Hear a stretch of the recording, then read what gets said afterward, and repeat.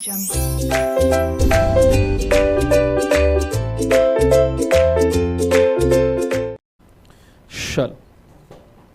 Okay so good morning, good afternoon, good evening everyone.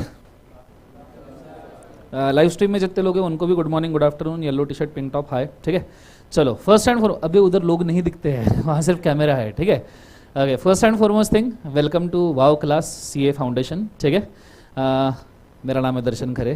ठीक है, पहले कुछ इंट्रोडक्शन मेरे बारे में कर लेते, फिर थोड़ा बहुत आपके बारे में, फिर अपन कोर्स की तरफ जाएंगे, सिलेबस की तरफ जाएंगे, फिर देखेंगे कि हमारा जीवन किस तरीके से यहाँ पे झंडोने वाला है। ठीक है, चलो सबसे पहली बात मेरा नाम है दर्शन खरे। मैंने सीए कंप्लीट किया था जून 2009 में। नॉर्मली मई में एग्ज़ाम होते हैं, उस वक्त इलेक्शन था इसलिए जून में एग्ज़ाम था। मैंने सीएस कंप्लीट किया दिसंबर 2010 में, और मैंने बीकॉम भी किया है। ठीक है, 11-12 किया है। ठीक है, टेंशन ना लो। और उसके बाद में मैंने नियरली 1-1.5 साल तक जॉब किया, स्टैट्यूटरी ऑडिट्स किए, अच्छे अच्छे कंपनीज़ के, बड़े बड़े कंपनीज़ के। फिनोलेक्स वगैरह सुना होगा आपने, फिनोलेक्स वगैरह सुना है, फिनोलेक्स पाइप्स, केबल्स, तो उन कंपनीज़ के मैंने ऑडिट किए हैं। और फिर उसके बाद में पिछले 12 साल से कंसिस्टेंटली मैं टीचिंग फील्ड में हूँ। ठीक है, शौक से सिखाता हूँ। ठीक है, शौक से मैं सिखाता हूँ, बच्चों को शौक लग जाता है वो बात अलग है। तो मैं शौक से सिखाता हूँ। और बोलने की बात यह है कि मैंने सीए फाइनल से पढ़ाना शुरू कर दिया। नॉर्मली ऐसा होता है कि लोग फाउंडेशन फिर इंटर फिर फाइनल पढ़ाते हैं, अपन उल्टे आए भाई।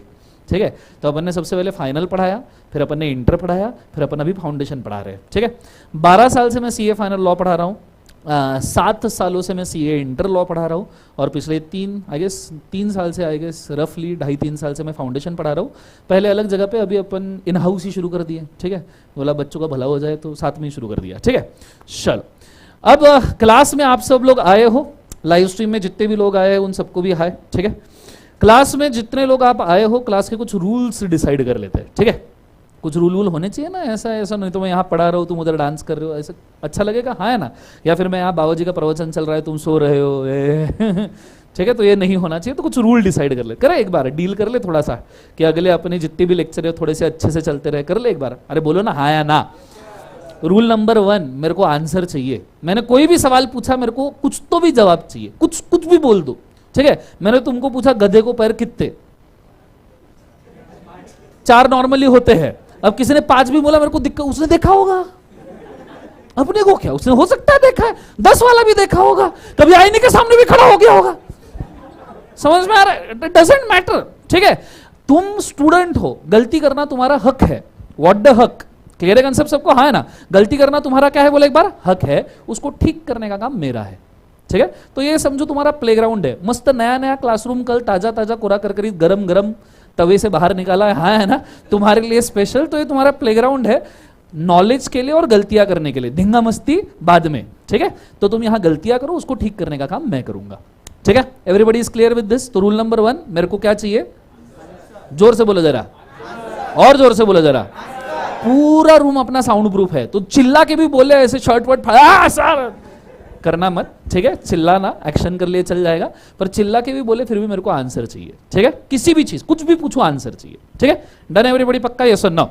अब क्लास के टाइमिंग्स तो एवरीडे तुम्हारे ग्रुप्स के ऊपर आते जाएंगे कि ये टाइमिंग है। नॉर्मली रेगुलरली सब क्लासेस होंगे। ठीक है, अपना टाइमिंग अपने को लॉ के लिए दिया है भाई साहब, 2:15 से लेके जो 3:15 3:30 तक का है। नॉर्मली 2:15 से 2:30 से बीच में क्लास शुरू हो जाएगी, डिपेंडिंग ऑन लास्ट लेक्चर आपका कब खत्म होता है, और 5-1 मिनट का आपको ब्रेक रहेगा। ठीक है, समय पे क्लास में आपने आना है। कभी अगर कोई बंदा लेट आता है क्लासरूम में, ठीक है, if any person come late, तो आने वाला तो शाहरुख खान होता है ना, हाँ है ना? वो एंट्री मारते, लो मैं आ गया, बोलो हाँ है ना? तो जो आएगा उसने थोड़ा सा वेट करना। अगर मेरी आवाज़ आ रही है बाहर तो कंसेप्ट पढ़ाने के लिए थोड़ा सा वेट करना। ठीक है, फिर एंट्री मारना, क्योंकि आने वाला शाहरुख खान है, उसमें भी लड़की रहे तुम ठीक है, तो इसलिए वेट कर लेना थोड़ा सा, और जैसे ही कंसेप्ट खत्म होगा मैं बुलाऊंगा तो एंट्री मार लेना। ठीक है, फिर तुमको शाहरुख खान, सलमान खान जो बनना है बन जाना। क्लियर है? तीसरी बात, जब मैं पढ़ा रहा हूं तो आपकी जो सबसे प्यारी चीज है कौन सी? फोन। अरे सो आपकी जो सबसे प्यारी चीज़ है, कृपया आप उसको शांत रखिए। मैं स्विच ऑफ बोलूँगा, तुम मेरा कुछ सुनोगे तो नहीं। मैंने तुमको स्विच ऑफ बोला, हाँ ये क्लास नहीं ज्वाइन करनी भाई, यस ना? तो साइलेंट पे कंपलसरी रखना है, और जब मैं पढ़ा रहा हूँ तो फ़ोन कोई छुएगा भी नहीं। ठीक है, दिस इज सीरियस, कोई भी फोन छुएगा नहीं। अगर फोन पे कोई मुझे दिखता है, मैं पढ़ा रहा हूँ एकदम ताकत से पढ़ा रहा हूँ, एक्शन एक्शन करके यहाँ पे, और तुम मेरे को फोन पे दिखते हो, तो तुम्हारा फोन 24 घंटे के लिए मैं जब्त कर लूंगा, उसके ऊपर चैटिंग भी मैं ही करूंगा, ठीक है। फिर मेरे को मत बोलना सर मेरा अच्छा रिलेशन चल रहा था, तुम ना बीच में आके ना सर तुम सब बिगाड़ दिए जीवन में, ठीक है। सो ये चीज़ को याद रखना, ठीक है। सो फोन में जब तक कर लो, नॉर्मली 24 घंटा नहीं करता हूँ, पहली बार मैं सिर्फ क्लास के ड्यूरेशन के लिए जब्त कर लेता हूँ, बाद में वापस दे देता हूँ, ठीक है। पर ये कंसिस्टेंटली 2-3 बार हुआ तो फिर मैं ले भी लेता हूँ, OLX पे भेज भी देता हूँ। समझ में आ रहा है सबको, हाँ है ना? तो ये चीज़ को याद रखना कंपलसरी। समझ में आया पक्का? Everybody is clear with this? हाँ, तुम चार्ट्स कॉपी कर रहे हो या धिंगा मस्ती चल रहा है, फिर तुम फोन चेक किया, मेरे को कोई दिक्कत नहीं है। मेरे को मालूम है कि तुम्हारा दिमाग और आंखें मेरे तरफ है, नहीं तुम्हारा आंखें सिर्फ मेरे तरफ है, दिल और दिमाग फोन में घुसा पड़ा है। क्लियर है? तो उसको थोड़ा बाहर निकालना जरूरी है, ठीक है। नेक्स्ट वाला रूल, जब मैं पढ़ा रहा हूं तो आपका पूरा फोकस, पूरा अटेंशन, तन मन धन से, इवन गर्लफ्रेंड से, ठीक है, पूरा ध्यान मेरे तरफ होना चाहिए। काय किसकी तरफ होना चाहिए बोले एक बार? मेरे तरफ। मैं कुछ भी पढ़ा हूं यहां पे, कौन है चेक करो एक बार, अभी साफ करना है बोले। सो तुम्हारा पूरा ध्यान किसकी तरफ होना चाहिए बोले एक बार? मेरे तरफ होना चाहिए, ठीक है। और जब आप मेरे तरफ ध्यान दे रहे हो तो ना आपने कुछ चार्ट्स लिखना है, ना आपने कोई चीज को कॉपी करना है, आपने सिर्फ एक काम करना है कि जो मैं बोल रहा हूं वो सिर्फ सुनना है। आपको लिखने के लिए, हर चीज लिखने के लिए स्पेसिफिक समय दिया जाएगा, और अपन बहुत लिखने वाले, बहुत मतलब भयंकर लिखने वाले, एंड में तुम्हारा हाथ टूट के हाथ में आ जाएगा, दूसरे हाथ से लेके जाना पड़ेगा, ठीक है। पर वो करने के लिए सबसे पहले आपको चीजों को समझना जरूरी है, आपको अंडरस्टैंडिंग जरूरी है कि क्या चल रहा है क्या नहीं चल रहा है, सर क्या पढ़ा रहे हैं। बात 100% फतेह की सिर्फ एक है, 100% फतेह की सिर्फ एक बात है, सब यहां लिखो, ठीक है। CA पास करना है जल्दी? अरे बोल, डाउट है क्या जीवन में? तो जोर से बोलो जरा, फटाफट पास करना है, हाँ है ना? तुम्हारे लिए तो इंस्टीट्यूट न्यू सिलेबस ला रही है, अगर तुम चाहो तो 3.5 साल में CA बन सकते हो। समझ में आया? मेरे कुछ ऐसे भी स्टूडेंट हैं जो 19 साल के एज में CA बन गए, सच्ची बोल रहा हूं तुम्हें। 2-3 स्टूडेंट के नाम भी बताऊंगा, कभी अगर मौका मिले तो मिलवाऊंगा भी। 19 साल के एज में चार्टर्ड अकाउंटेंट, वो दूध के दांत भी नहीं गिरे थे उसके। मैं बोला कैसे बन गया तू चार्टर्ड अकाउंटेंट? बोले सर बम पढ़ा मैंने, वो पढ़ा मैं बन गया बोले CA। अब आप सोचो 19 ईयर्स ओल्ड, 20 ईयर्स का बंदा होगा वो, और वो सेल्फ मेड है, और क्या चाहिए जीवन में?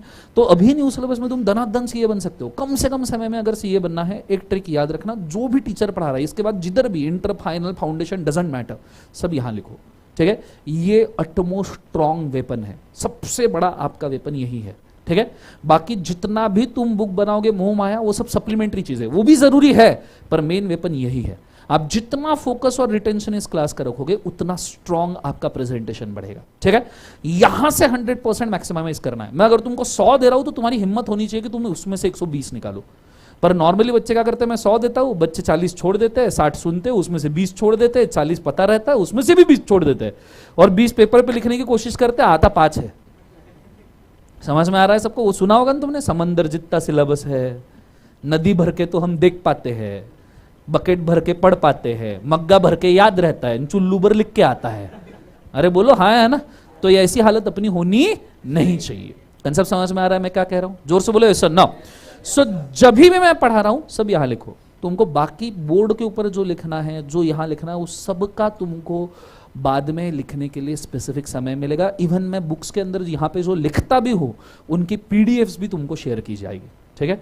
PDF समझते हो जीवन में? हाँ समझते होंगे। सो PDF भी तुमको शेयर की जाएगी, तुम तुम्हारे मोबाइल में उसको कभी भी एक्सेस कर सकते हो, ठीक है। गूगल ड्राइव के ऊपर अपन अपलोड करके रख देंगे, वो तुम गूगल ड्राइव के ऊपर एक्सेस कभी भी कर सकते हो या डाउनलोड करके भी कर सकते हो। समझ में आया पक्का? जोर से बोलो। बहुत बढ़िया। Last but not the least, एक मस्त कलर की 200, 250, 300 पेजेस की बुक बना लो, ठीक है। जितना क्लास में लिखवा रहा हूं वो सब लिखने के लिए, ठीक है। वो चीजें आपको बहुत ज्यादा काम में आएगी for the purpose of understanding, writing, future में रेफरेंस के लिए भी, ठीक है। नियरली 301 पेजेस की बन जाए, कुछ पेजेस खाली रहे कोई दिक्कत नहीं, पर अपने काम की चीज है, ठीक है। 300 पेजेस की एक बुक बना लो और 3-4 कलर के पेन लेके आ जाओ बस, ठीक है। हरा, पिंक, गुलाबी, लाल, जो कलर पसंद आता है, व्हाइट छोड़ के। कंसेप्ट समझ में आ रहा है सबको? हाँ है ना?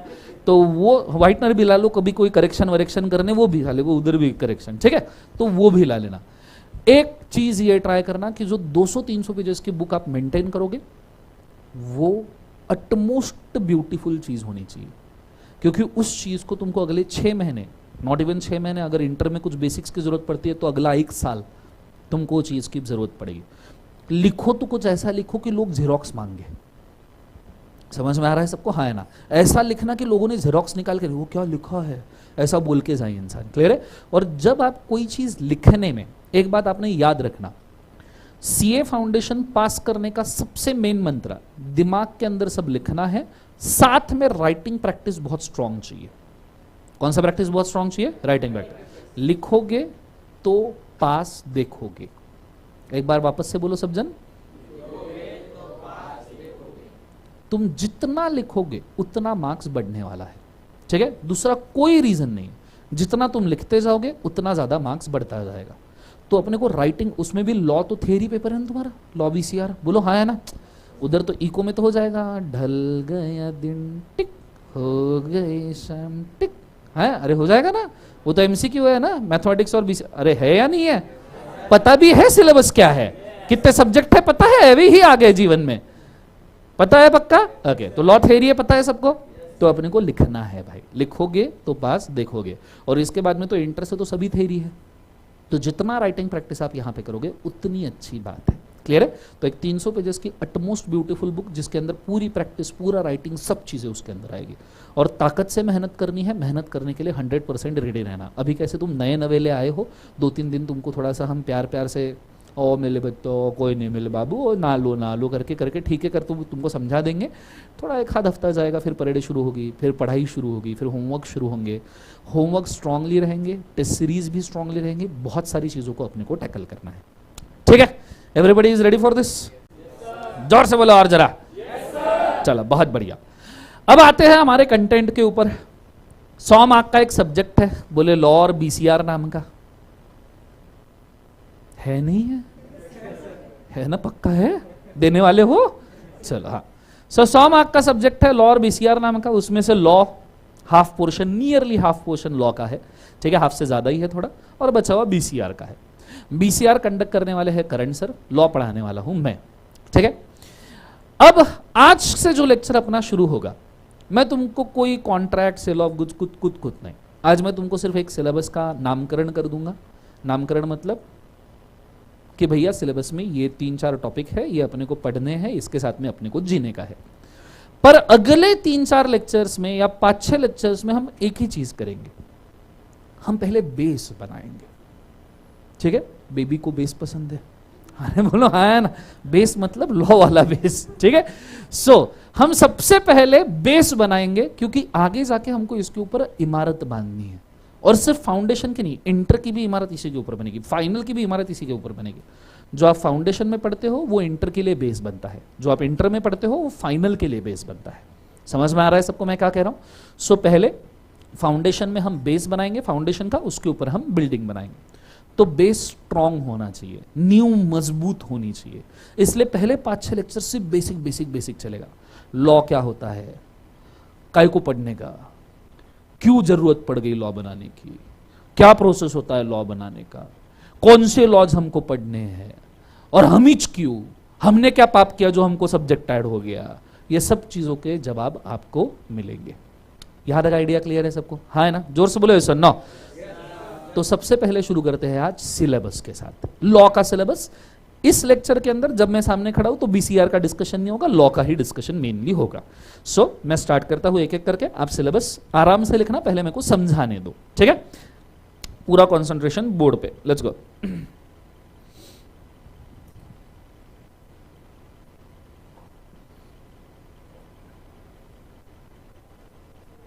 ओके,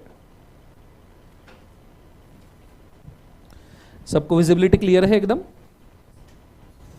ये सर ना? चलो बहुत बढ़िया।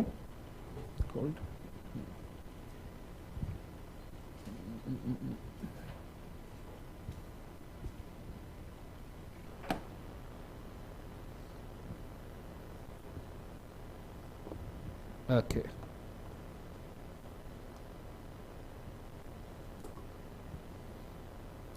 पूरा ध्यान बोर्ड के ऊपर देना।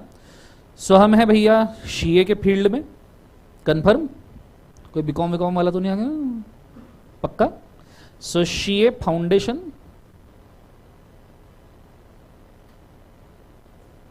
We are searching for law, ठीक है। सब्जेक्ट का नाम क्या है? सिर्फ लॉ है? सब्जेक्ट का नाम सीए फाउंडेशन है? मैंने तो सुना था भाई कुछ और है। सब्जेक्ट का नाम क्या है? सिर्फ लॉ है? हाँ, शानदार। सो हमें लॉज कौन से है बोले एक बाजू से? Business laws. क्या लगता है बिजनेस नाम पर से क्या होता है? बिजनेस क्या होता है? बिजनेस सर पैसा छापने की मशीन, हाँ ना? बिजनेस बेटा पैसा छापने की मशीन नहीं, पैसा उड़ाने की भी मशीन होती है, और दिवालिया बनाने की मशीन भी बिजनेस ही है, ठीक है। सो बिजनेस का मतलब, anyone can tell me what is a business? Profession. चलो ठीक है, फिलहाल अपन बिजनेस वर्ड पे ही अटक जाते हैं, लॉ के ऊपर तो बाद में आएंगे, ठीक है। लॉ तो बाद में, पहले तो बिजनेस पढ़ेंगे भाई, बिजनेस क्या होता है। सो बोलो व्हाट इज बिजनेस? आप सीए बनोगे, सीए बनने के बाद समझो, चलो ये पता है सीए बनने के बाद प्रैक्टिस वगैरह कर सकते हैं। सो सीए बनने के बाद अगर तुम प्रैक्टिस करोगे, तुम बिजनेस करोगे या प्रोफेशन करोगे? प्रोफेशन है या बिजनेस है? Okay, understand. CA, CS, CA में, ठीक है, साथ में डॉक्टर, लॉयर, इंजीनियर, साथ में एक्चुरी, एक मिनट, एक्चुरी, एंड साथ साथ में architecture. These normally, these etc, these are normally called as professions. These are normally called as कल एक बार जो से प्रोफेशन। प्रोफेशंस का मतलब होता है कि एक स्पेसिफिक स्किल सेट की जरूरत है, एक स्पेसिफिक एजुकेशन की जरूरत है, और आप उस एजुकेशन को लेके एक स्पेसिफिक टाइप का ही बिजनेस कर रहे हो। जैसे मैं सीए का नॉलेज लेके दर्जी का बिजनेस शुरू कर दूं, कोई सेंस है इस बात की? तुम्हें बड़ी लग रही होगी अभी, पर कोई सेंस है इस बात की? बिल्कुल नहीं। सीए का नॉलेज लेके अगर मैं आर्किटेक्चर का काम शुरू कर दूं, नहीं बन पाएगा। सीए का नॉलेज लेके अगर मैं कोई मैन्युफैक्चरिंग इंडस्ट्री सेट करूं, नहीं बन पाएगा। हाँ, पर मैं सीए का नॉलेज लेके तुम्हारे टैक्स ऑडिट रिपोर्ट कर रहा हूं, तुम्हारे अकाउंटिंग कर रहा हूं, तुम्हारे अकाउंट्स बना के दे रहा हूं, then it is a profession. Then it is क्या बोले एक बार? Profession. A specific skill set and education required for a specific business is called as profession. जिस बिजनेस के लिए कोई स्पेसिफिक स्किल सेट की जरूरत नहीं है, फॉर एग्जाम्पल राशन की दुकान डाल दी, स्पेसिफिक स्किल सेट चाहिए नहीं, राशन कैसे बेचा करते हैं, द राशन सप्लाई चेन, कोई जरूरत है इसकी? नहीं। तुमको मालूम है राशन का दुकान कैसे चलता है? बोलो हाँ है ना? कोई भी बंदा राशन का दुकान डाल सकता है, इवन चौथी फेल पांचवी फेल बंदा रहा तो भी कर, पर क्या चौथी पांचवी फेल सीए में का फर्म डाल पाएगा? नहीं। सो प्रोफेशन ये स्पेसिफिक एजुकेशन और स्किल सेट के ऊपर डिपेंड होता है। वो स्किल सेट और एजुकेशन हमारे पास है तो we are into profession. We are into क्या बोले एक बार जो से? प्रोफेशन। हम, और ये बिजनेस से डिफर है। बिजनेस में आपको स्किल सेट या बिजनेस के अंदर आपको स्पेसिफिक एजुकेशन की जरूरत नहीं पड़ती है। क्लियर है कंसेप्ट? हाँ है ना? सो ये चीज को आपने याद रखना। हम कौन से लॉज पढ़ रहे हैं बोले एक बार जो से? Business laws. Business laws, these are not profession laws, these are कौन से लॉज बोले एक बार? Business law. मतलब कोई भी बंदा अगर ये करना चाहे तो क्या इन लॉज को एग्जीक्यूट कर सकता है? यस। जिसके पास स्पेसिफिक एजुकेशन भी नहीं है वो भी इन लॉज के अंदर कवर होगा। क्लियर है? सो ये चीज को आपने डिफरेंटली याद रखना। नाउ बिजनेस लॉज की जब हम बात करते हैं तो हमारे सिलेबस के अंदर बिजनेस लॉज जो है वो दो मेन पार्ट में डिवाइड होते हैं। पहला पार्ट है कॉन्ट्रैक्ट लॉज और दूसरा पार्ट है कॉर्पोरेट लॉज। पहला पार्ट है कॉन्ट्रैक्ट लॉज और दूसरा पार्ट कौन सा है बोले एक बार? Corporate laws. कॉन्ट्रैक्ट लॉज ये एनी पर्सन के लिए एप्लीकेबल होते हैं बेटा। किसके लिए? एक बार जोर से बोलो, किसके लिए? या एनी पर्सन इसके लिए अप्लाई होंगे क्या? मेरे लिए, वो मैडम के लिए, जो यहां पे नहीं बैठे उनके लिए, जो बाहर घूम रहा है उसके लिए? कैन आई से इट फॉर एनी पर्सन? अच्छा, कोई अगर मंदिर मस्जिद है उनके लिए, मंदिर मस्जिद ट्रस्ट होती है ना, हाँ या ना, तो उनके लिए अप्लाई होंगे क्या? बोलो यस और नो? यस। अगर कोई पार्टनरशिप फर्म है उसके लिए, अगर कोई कंपनी है उसके लिए हो सकता है, बोलो हाँ या ना? सो कॉन्ट्रैक्ट लॉस जो है वो एनी पर्सन को अप्लीकेबल है। एनी पर्सन, कोई भी पर्सन है। आगे पर्सन की डेफिनेशन आएंगी, मैं आपको बताऊंगा भी कि पर्सन में 7 लोग आते हैं, वी विल सी। फिलहाल के लिए एनी पर्सन, फिलहाल के लिए क्या बोले एक बार? Any person.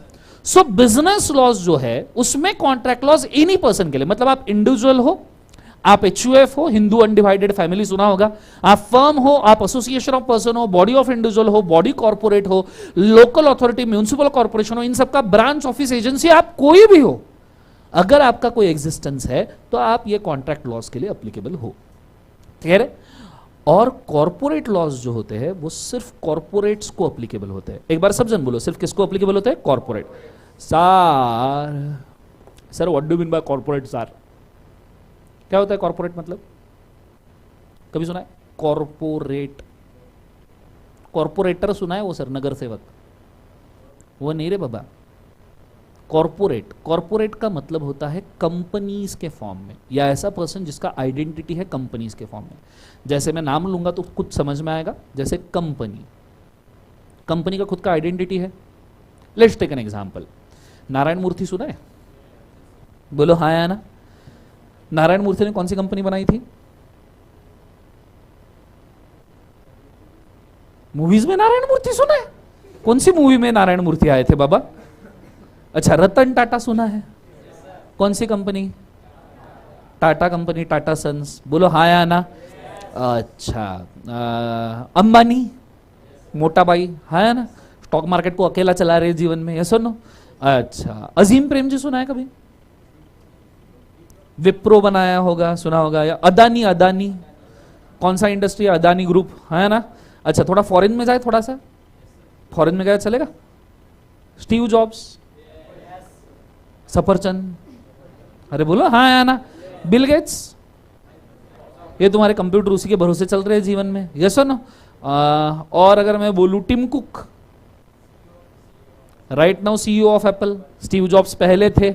अच्छा, लैरी पेज,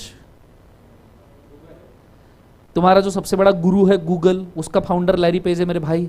इतना गूगल के ऊपर कभी ये भी सर्च कर लो गूगल किसने बनाया है, समझ में आ रहा है? So Larry Page, he is the founder of, क्या बोले एक बार, गूगल। मार्क जकरबर्ग, तुम्हारी जीवन जिसने खराब करके रखा है, सभी खराब करने के सभी एप्लीकेशन उसी आदमी के पास, कैसे मेरे को नहीं समझ में आता। फेसबुक भी उसके पास है, व्हाट्सएप भी उसके पास है, इंस्टाग्राम भी उसी के पास है। हाँ, बिगाड़ने के लिए एकदम एक नंबर आदमी है ये। वो दोस्त है जो खुद कुछ नहीं करता, दूसरे को जरूर बिगाड़ता है। समझ में आ रहा है सबको? हाँ है ना। सो अब इसमें से एक एग्जांपल लेते हैं स्टीव जॉब्स का, ठीक है? मैं आपको कंपनी समझा रहा हूं, कंपनी का मतलब क्या है समझो। स्टीव जॉब्स एप्पल के फाउंडर, ये सुनो। एक दिन समझो तुम ऐसे रास्ते पे जा रहे थे, अभी तो स्टीव जॉब्स नहीं रहे बोलना, लेकिन एक दिन समझो तुम रास्ते पे जा रहे थे और साथ साथ स्टीव जॉब्स ऐसे रास्ते पे तुमको मिलने आए, तुमको बोले हाय। ऐसी हंसोगे नालायक हो तुम, हाय तो बोलो कम से कम जीवन में, जोर से बोलो जरा हाय। स्टीव जॉब्स बोले तुम्हारी शक्ल मेरे को बिल्कुल पसंद आई। पसंद नहीं आई? नहीं, तुम्हारी शक्ल मेरे को बिल्कुल पसंद आई। ये लो आईफोन 14, ये लो iPhone 14 X Pro Max Plus Ultra. लगते हैं ना उसके पीछे 5-6 प्रोनाउंसिएशन, है ना। कुछ दिनों बाद फोन का नाम छोटा सा रहेगा, x Pro Max Plus ultra फलना ढकना, ठीक है। सो बेसिकली ये लो आईफोन 14, और उसने तुमको आईफोन 14 दिया। तुम बोले हाँ सच्ची? बोले हाँ सच्ची, तुम्हारा हाथ से।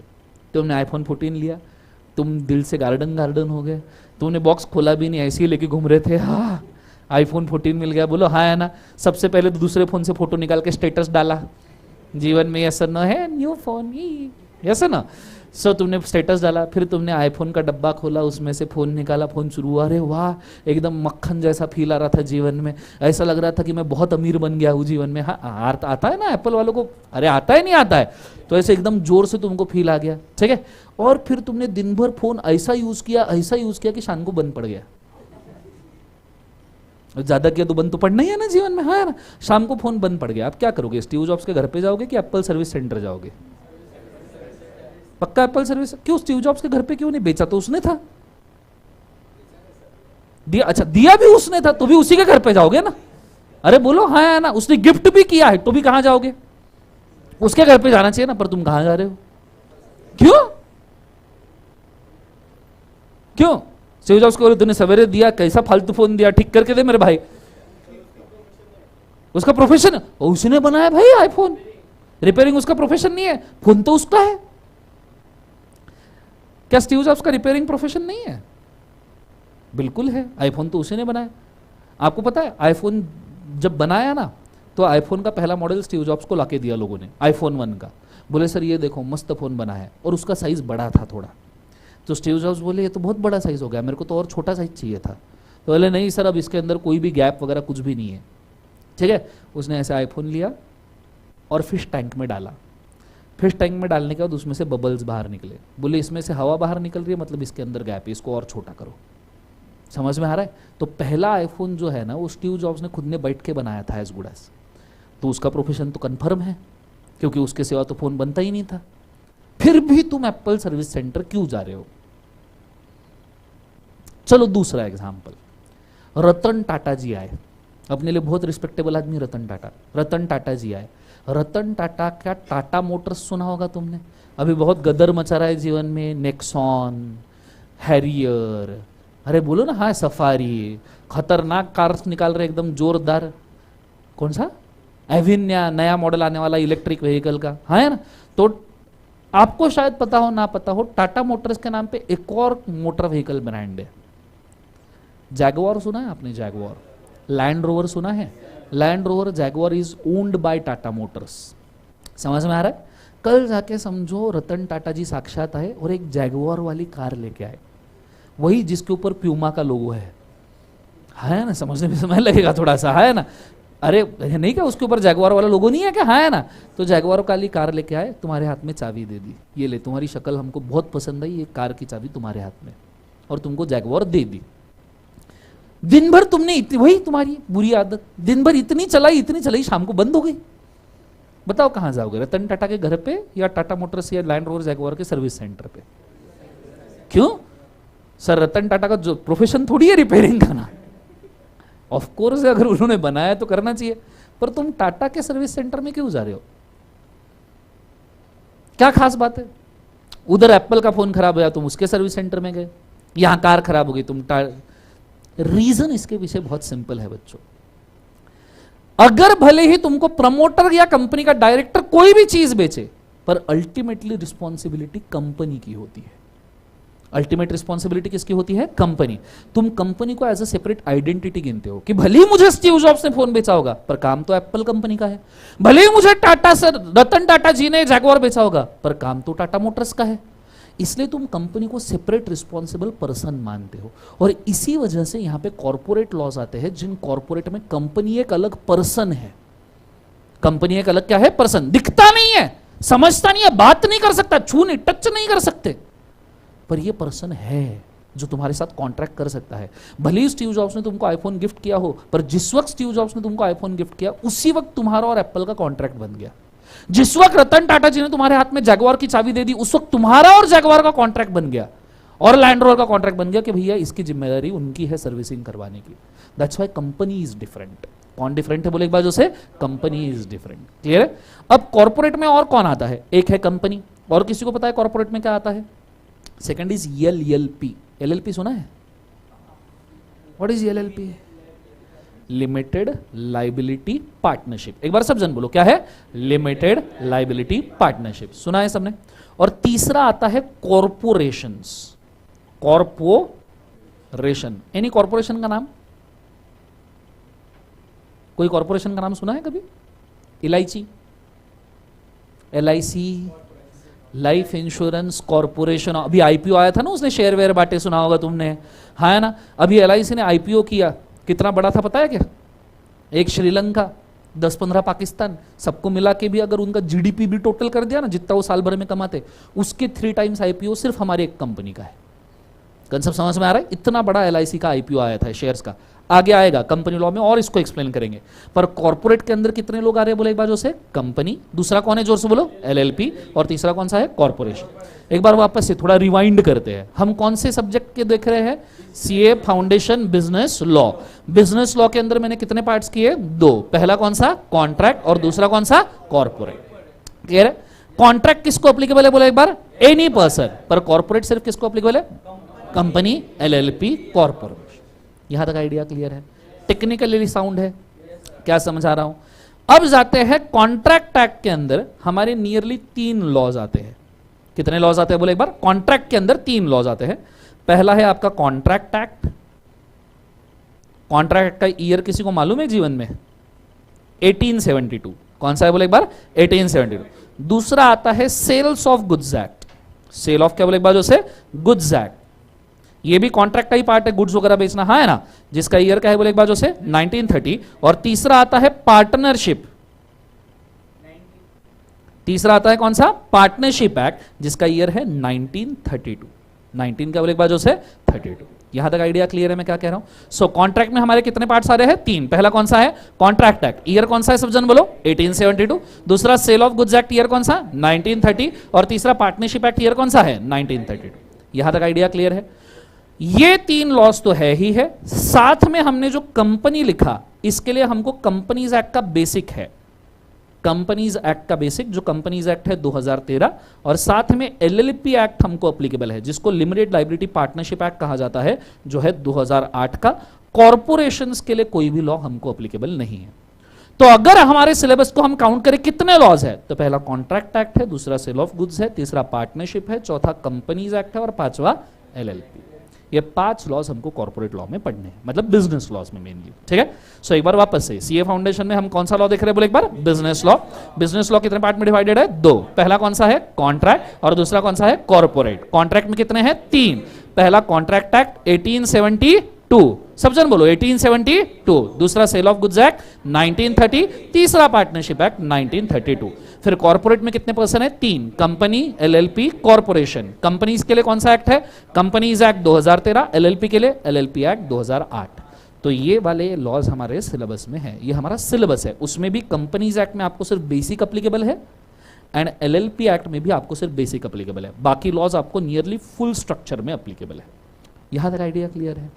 लास्ट में बैठे हुए बच्चे सबको समझ में आया पक्का? अच्छे से लिख लोगे इसको? एक बार लिख लो फटाफट, गो फॉर इट फास्ट।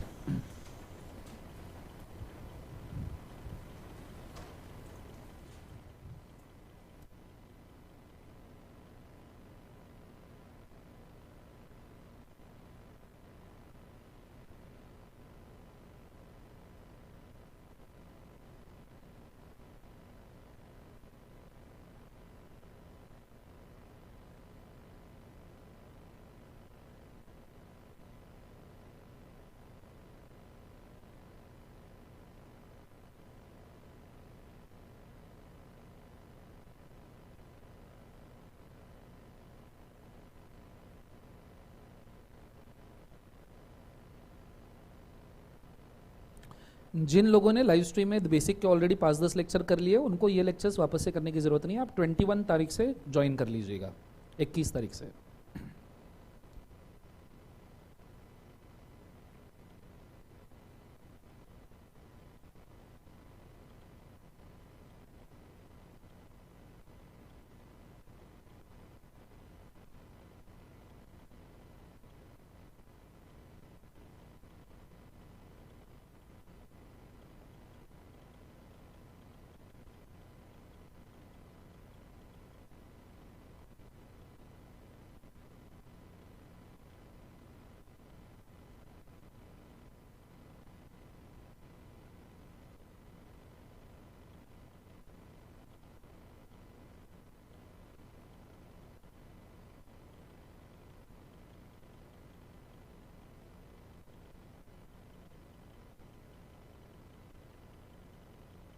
ये सभी के सभी नए लेक्चर से बेटा।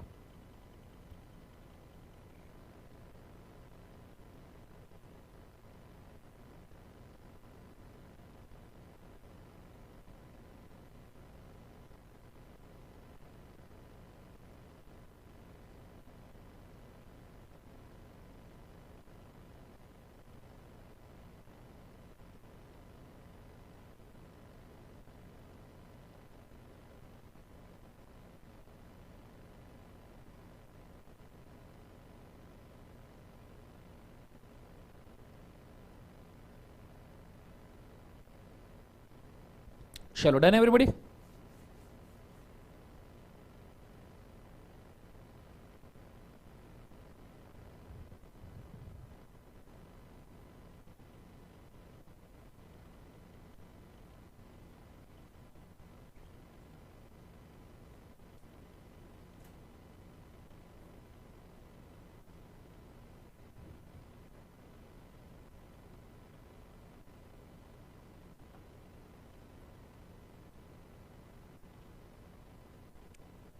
ओके जो पूछ रहे हैं सभी लेक्चर्स यूट्यूब पे होंगे क्या? नहीं, पहले 5-7 लेक्चर ही यूट्यूब पे होंगे, फिर हम ऐप के ऊपर शिफ्ट हो जाएंगे बच्चों, ठीक है। ओके सो पूरा फाउंडेशन का कोर्स यहाँ नहीं मिलेगा बेटा, ऐप के ऊपर शिफ्ट होंगे हम 5-7 दिन बाद, ठीक है। Okay now we are going for the next content. Syllabus सबने लिख लिया, कोई दिक्कत है इसके अंदर? ओके सो आज शुरू करते हैं हमारा सबसे पहला सवाल। इतने सारे लॉस पढ़ने हैं, what do you mean by law? बोलो बोलो, मैं सुनना चाहूंगा। तुम्हारे ख्याली पुलाव मुझे भी खिलाओ। हाँ बोलो। Rules and regulation is a law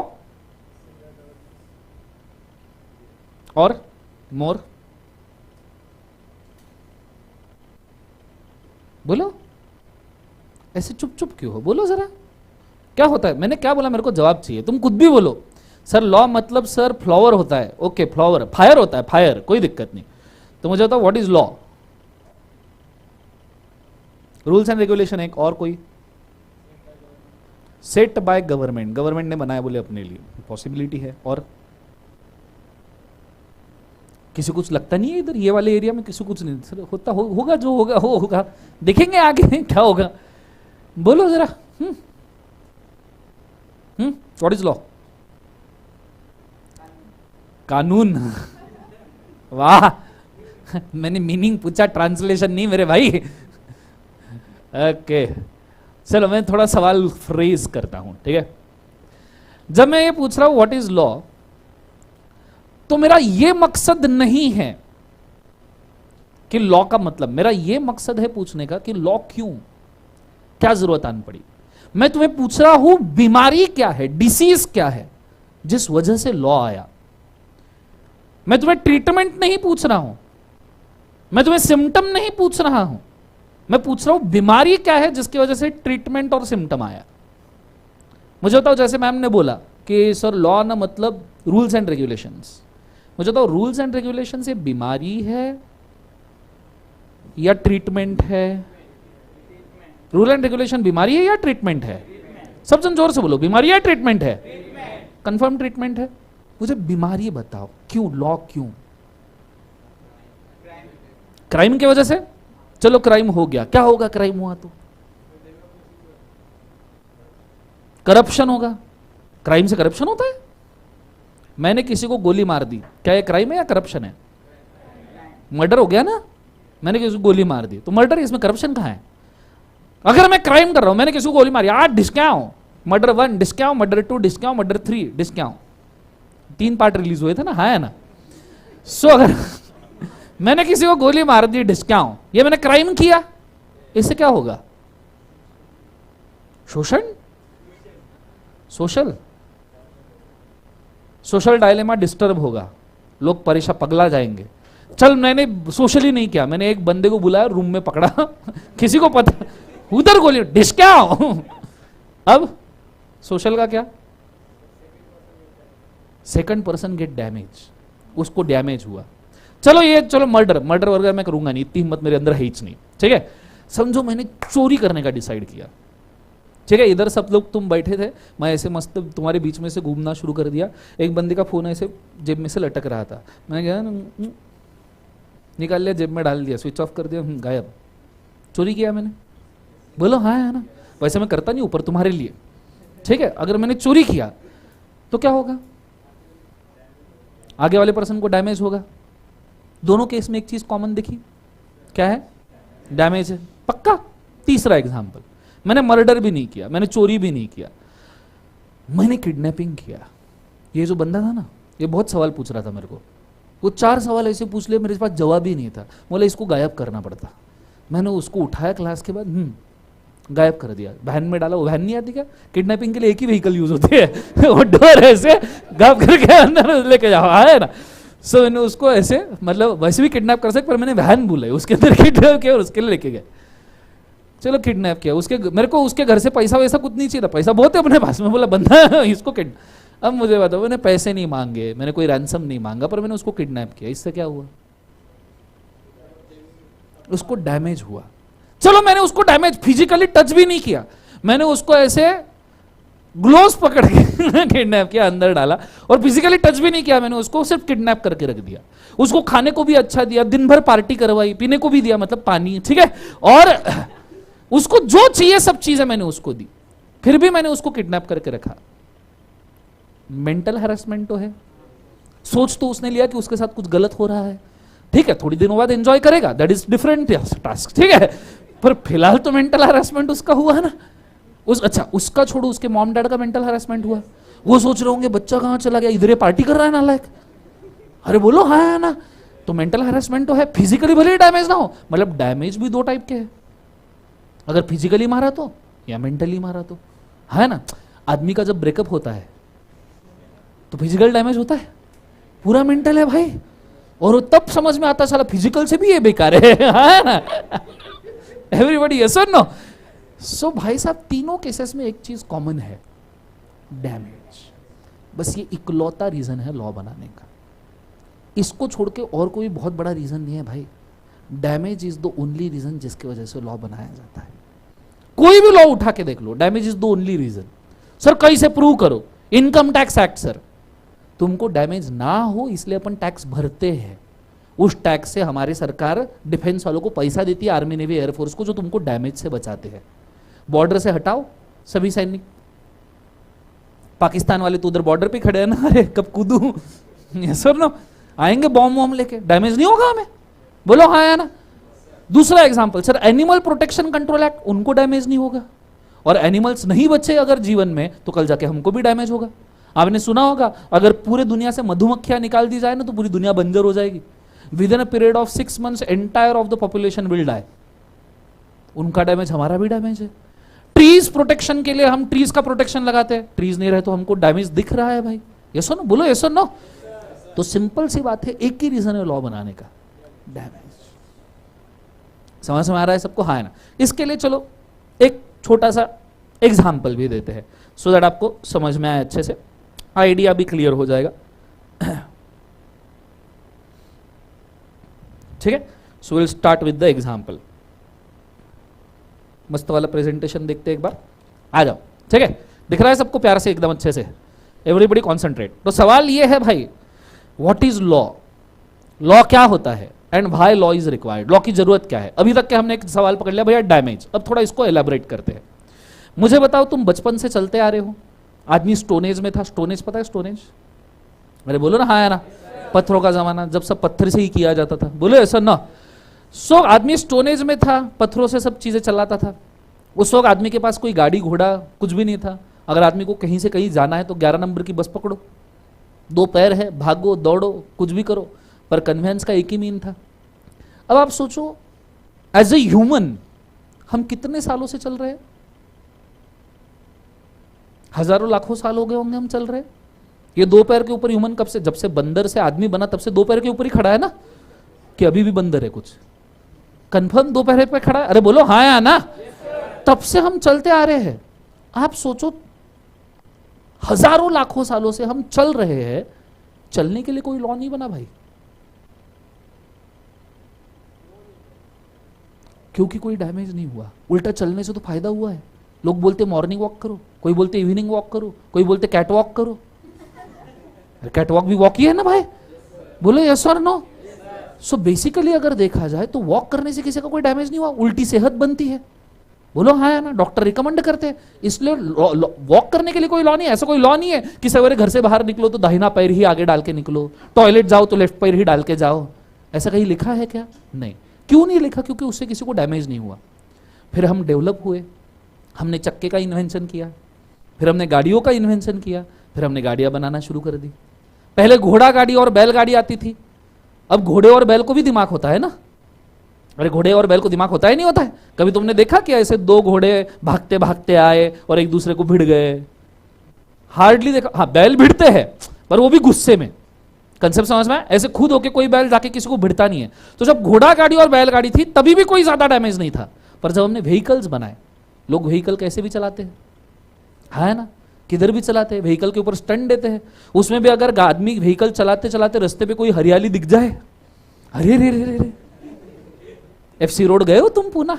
हाँ वहाँ तो जरूर सर, वो तो क्लास लगाने के पहले वहां जाके आए सर, बोलो हाँ है ना। हर सिटी में हर हर सिटी के हर सिटी में एक ऐसा कोई रोड होता है जहां बहुत हरियाली होती है ना, वहां आदमी सिर्फ गाड़ी दिखाने के लिए लेके जाता है, देखता बाकी कुछ और ही है ना। सो तुम अगर एफसी रोड पे चले गए और एफसी रोड पे तुम गाड़ी चला रहे हो और चलाते चलाते ऐसे कोई नजारा दिख जाए, और कोई नजारा दिख जाए, अरे भगवान, बहुत गौर से मत देखो, अभी अभी शादी हुई है, ठीक है, और दिख जाए, अरे भगवान, अरे बाप रे, बोलो यस सर नो, तो आदमी की गाड़ी ऐसे ऐसी हो जाती है, बोलो हाँ या ना। इससे होते हैं एक्सीडेंट, अरे होते हैं नहीं होते हैं, इससे होता है ट्रैफिक जाम, तुम्हारी गाड़ी वहीं खड़ी है, आजू बाजू से लोग जा रहे हैं, तुम देखे जा रहे हो, वाह वाह वाह, अरे बोलो हाँ या ना। सोचो जब चल रहे थे कोई लॉ नहीं था, व्हीकल हाथ में आ गई, डैमेज शुरू हो गया, डैमेज शुरू हो गया, कौन से टाइप का, एक्सीडेंट करोगे आदमी आईसीयू में एडमिट होगा, बोलो हाँ या ना। आदमी आईसीयू में एडमिट होगा, एक्सीडेंट होगा, तो अगर ट्रैफिक जाम होगा तो लोगों का समय बर्बाद होगा, और तब जाके जरूरत महसूस हुई कि नहीं भाई इसके लिए कोई लॉ चाहिए, लोगों का भरोसा नहीं, किधर भी देख के किधर भी गाड़ी चलाते, तो उन्होंने लॉ बनाया इंडियन मोटर व्हीकल एक्ट। कौन सा, जोर से बोले एक बार, Indian motor vehicle act. Year कौन सा है बोले एक बार, 1988। आपको जो लाइसेंस मिलता है ना, लाइसेंस है सबके पास, 18 साल के ऊपर हो क्या, गाड़ी चलाते हो? सर गाड़ी चलाने को लाइसेंस की क्या जरूरत है, गाड़ी चलाने को गाड़ी की जरूरत है और मेरी जरूरत है, दोनों है हमारे पास, आया ना। सो बेसिकली आपका लाइसेंस, आपके जितने भी रोड साइंस होते हैं वो सब इसी एक्ट में लिखे हैं। लोग इसको प्यार से ट्रैफिक कंट्रोल लॉ बोलते हैं। ट्रैफिक कंट्रोल लॉ नाम का कोई लॉ नहीं है, Indian motor vehicle act is the only law in the India. Clear है? यहां तक कि आपके सिग्नल्स भी इसके अंदर डिफाइंड है कि आपके सिग्नल मतलब क्या, सिग्नल की इनको डेफिनेशन लिखनी पड़ी भाई, इनको बुक में वो बेयर टेक्स्ट में लिखना पड़ा लॉ में कि सिग्नल का डेफिनेशन क्या है, ग्रीन ऑरेंज रेड का मीनिंग क्या लिखना पड़ा, क्योंकि हम इंडियन लोग हैं, है ना। बाहर के देशों में लिखना नहीं पड़ा उनको, उनका मतलब था बाहर के देशों में ग्रीन मतलब गो, ऑरेंज मतलब भाई रुक जा, एंड रेड मतलब फुल स्टॉप। हमारे यहां तो डेफिनेशन ही अलग है ना, ग्रीन मतलब गो, ऑरेंज मतलब लेट्स गो फास्ट, है ना। हम कभी ऑरेंज सिग्नल देख के रुके जीवन, हाँ, और अरे भगा भगा बंद हो रहा है, एंड रेड सिग्नल वहां जाके रुको, इफ देयर इज नो मामू लेट्स गो, बोलो आया ना। तो हमारे तो डेफिनेशन उनको लिखनी पड़ी, नहीं तुम जो सोच रहे हो वो नहीं, ग्रीन मतलब भैया गो, ऑरेंज मतलब स्टॉप, एंड रेड मतलब हलना ही नहीं है भाई जीवन में, ये सुनो। तो ये जितनी भी चीजें हैं ये कहां लिखे है बोले एक बार, इंडियन मोटर व्हीकल एक्ट। अब आप सोचो हजारों लाखों सालों से हम चल रहे हैं, वॉकिंग के लिए कोई लॉ नहीं है, 100-150 साल पहले इन्वेंशन हुआ व्हीकल का और लॉ बनाना पड़ गया, reason damage. Are you understanding? आप सोचो रोजमर्रा की जिंदगी की कितनी ऐसी चीजें हैं जिनके लिए कोई लॉ नहीं है। सवेरे उठते हो ब्रश करते हो, कोई लॉ है कि नहीं ऐसे ही घिसना चाहिए, ऐसा फिर बाद में ऐसा ही करना चाहिए, कोई लॉ नहीं है। बाद में नहाते हो, नहाने के लिए कोई लॉ है, मत नहा भाई, कौन तेरे को जेल में नहीं डालेगा, कोई, हाँ लोग बाद में मारेंगे बात अलग है, पर जेल में कोई नहीं डालेगा। समझ में आ रहा है सबको, हाँ है ना। ऐसी कितनी रोजमर्रा की चीजें जिसके लिए कोई लॉ नहीं है। खाना खाने के लिए कोई लॉ नहीं है भाई, कि कौन सा खाना है, कैसे खा, ऐसा करके खा, साउथ इंडिया में तो ऐसा करके खाते हैं, बोले अरे क्या ऐसा खा ले, मेरे को क्या लेना रहा है, उसके लिए कोई लॉ नहीं है। समझ में आ रहा है मैं क्या कह रहा हूं? तो बेसिक अंडरस्टैंडिंग ये है कि जिन चीजों की वजह से डैमेज होता है उनके लिए लॉ बनना चाहिए, ठीक है। सो एक सेंटेंस में इसके लिए प्यार से बोलता हूं, मेरे साथ सब जन पढ़ेंगे ये सेंटेंस, ठीक है, जोर से पढ़ना, जितनी ताकत दे सब यही निकालना, ठीक है। रेडी, 1 2 3 बोलो, क्या है? The law is not made for preparation से, the situation demands the law, there is a history behind every law, if you read the history thoroughly it will help you to understand the law better, ठीक है। कुछ examples आगे आएंगे वो हम देखेंगे, but फिलहाल ये सेंटेंस समझ में आया क्या सबको? इस सेंटेंस का मतलब है कि लॉ ये सिर्फ बनाने के लिए नहीं बनाया जाता, प्रिपरेशन सेक मतलब बनाने के लिए नहीं बनाया जाता, there is a situation behind every law, हर लॉ के पीछे सिचुएशन है, ठीक है। इंडियन मोटर व्हीकल एक्ट के पीछे सिचुएशन है, एक्सीडेंट, ट्रैफिक जाम, क्लियर है।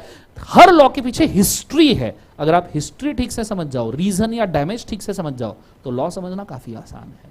कंसेप्ट समझ में आ रहा है मैं क्या कह रहा हूं? जोर से बोलो ये sir no.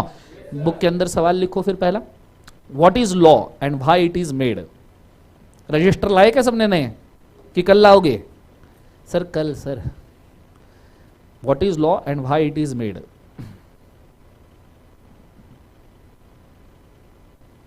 What is law and why it is made, ठीक है। उसके नीचे ये सेंटेंस लिख लेना सिर्फ, ठीक है, पूरा सेंटेंस लिख लो।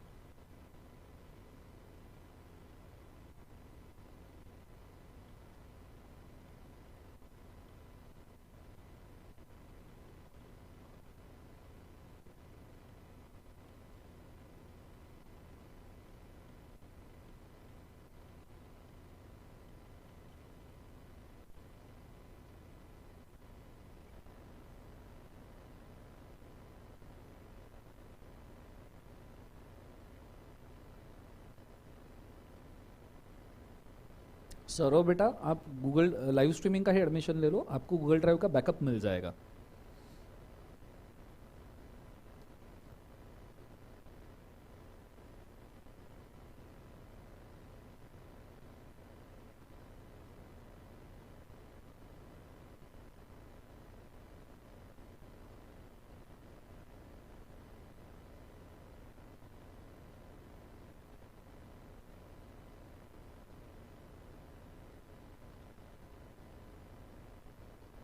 चलो डन एवरीबॉडी।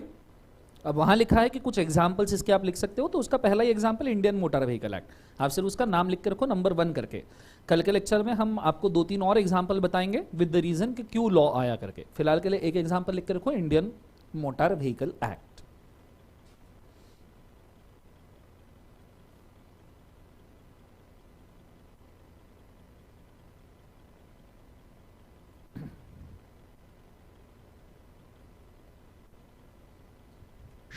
डन है एवरीबॉडी, हो गया सबका? चलो बहुत बढ़िया। सो यहाँ पे मैंने बेसिक कंसेप्ट समझा दिया कि लॉ क्यों आता है और लॉ आने के पीछे का रीजन क्या है, ठीक है। This is the first lecture. So आपका आज का लेक्चर थोड़ा छोटा है, ठीक है, बिकॉज ऑलरेडी 3:15 बज गए हैं। आपका नेक्स्ट लेक्चर अकाउंट्स का है ना आई गेस, ठीक है, वो 5-1 मिनट का 5-10 मिनट का ब्रेक लीजिए, फिर आपका अकाउंट्स का लेक्चर शुरू हो जाएगा, ठीक है। चलेगा, आज के लिए हम इतना काफी करते हैं। स्पीड ठीक है, सबको समझ में आ रहा है क्या बोल रहा हूँ, यस और नो? चलो आज के लिए काफी करते हैं। थैंक यू बोलो, जोर से बोलो, जोर से बोलो तो जय माता दी बोलने का, ठीक है, जोर से बोलो। चलो गुड डे।